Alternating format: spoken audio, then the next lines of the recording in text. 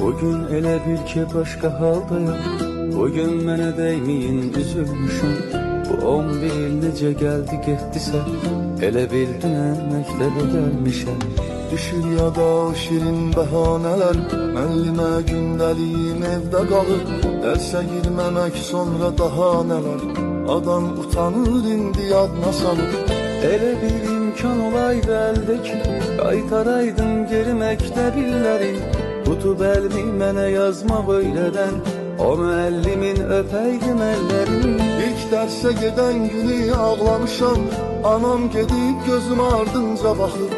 Gülürəm indi mən öz saflığıma, elə bilmişəm məni tək buraxır. O son zəng çaldı, bizi bizdən ayırıb aldı.